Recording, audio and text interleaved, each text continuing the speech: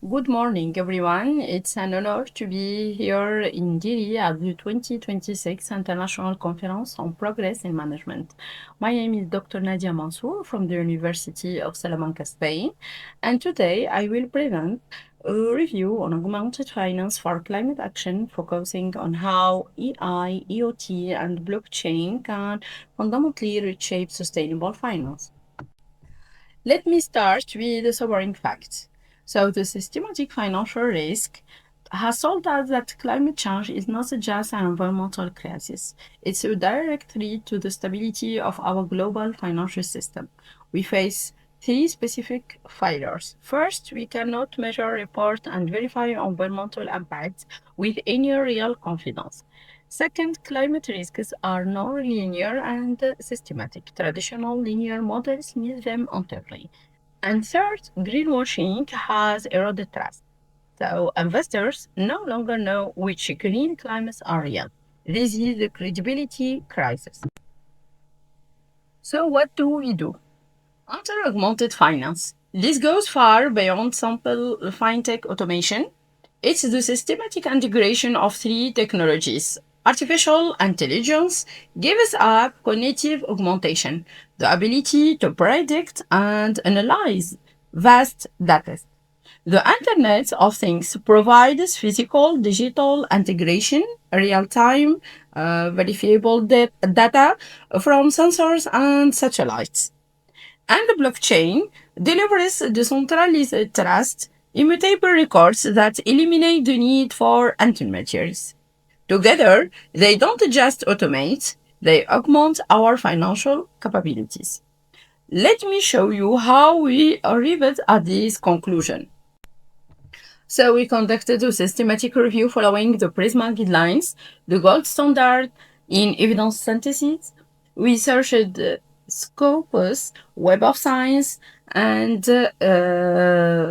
so many other peer-reviewed articles published between 2018 and 2025 were written in English, focusing on climate finance and at least one of the three technologies. So from 584 initial records, after removing duplicates and screening, we arrived at 42 cover studies. This process ensures our findings are reliable and reproducible. So our thematic analysis revolves three major application areas. First, improving measurement, reporting, and verification using Internet of Things and blockchain. Second, managing climate-related financial risks with artificial intelligence. And third, using artificial intelligence to analyze ESG performance and detect greenwashing. So I will walk you through each one. So today, most environmental data are estimated or self-reported. So that's a problem. Studies like GIA and BO 2025 show how Internet of Things, sensors and satellite imagery can provide real-time asset-level greenhouse gas emissions data, what we call filed truth. On the blockchain side, researchers like Mai et al. 2025 have demonstrated immutable registries for carbon credits and tokenized green bonds. So the impact is real.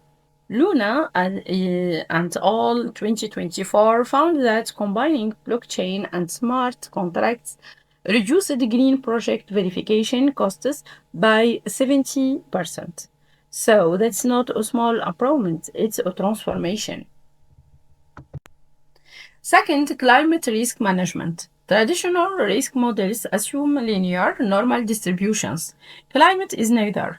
Battison and Monastirello 2020 used network models and machine learning to identify hotspots of unpriced climate risk in sovereign bond portfolios. Natural language processing is being used to analyze corporate climate disclosures. Bangalore and all 2022 found huge gaps between what companies say and what they do. They call it cheap talk and cherry picking. So artificial intelligence allows us to move from retrospective qualitative risk assessment to predictive quantitative risk management. That's a game changer.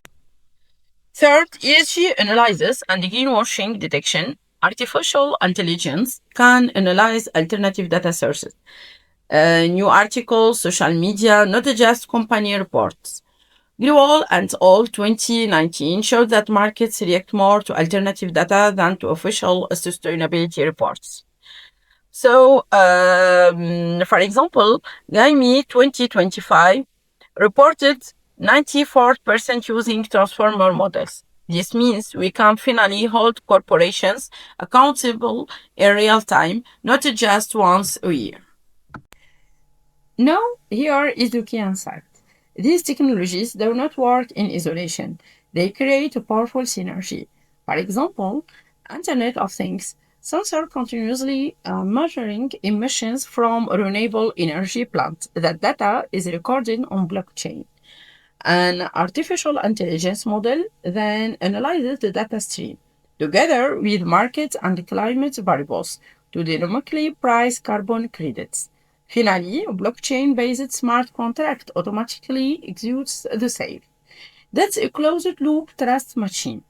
It replaces estimates with data, declarations with transparent records, and manual process with intelligent automation. So, however, and this is critical, we cannot be naive. The literature also reveals serious barriers.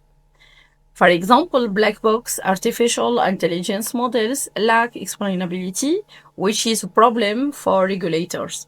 There are no common data standards for Internet of Things or interoperability protocols for blockchain that creates data silos, and regulation lags for behind technology. But perhaps the most problem is the geographical base. So 85% of the studies were reviewed focus on developed countries, and only 5% cover emerging economies. So what do? We need context-specific, reappropriating solutions. That means designing decentralized architectures that work offline or with poor connectivity. It means focusing on real local needs. For example, blockchain-based microinsurance for smallholder farmers, Internet of Things enabled microloans for distributed solar home systems, and parametric insurance powered by artificial intelligence and weather or rate loss. And policymakers can help by creating regulatory sandboxes for green fintech in the global south. Safe spaces to test and adapt these technologies. Research must move from technology transfer to technology co-creation. So, looking forward, I propose four research priorities. First, bridge the impact gap. We need longitudinal studies that link technology deployment to actual emissions reductions, not just improved accuracy metrics. Second, develop explainable artificial intelligence specifically for climate finance, no more black boxes. Third, create open source inclusive data that represent underrepresented regions and sectors. And fourth, study systematic risks. For example, what happens when every bank uses the same artificial intelligence model? So that could amplify a climate shock. These are not academic problems, they are necessities. To conclude, augmented finance is a necessity. The combination of artificial intelligence, Internet of Things, and blockchain can solve the credibility crisis in climate finance, but only if we design these tools equitably, govern them transparently, and include the voices of those most vulnerable to climate change. Technology alone is never enough, but technology with intention, inclusion, and integrity that can change everything. So, thank you very much for your attention.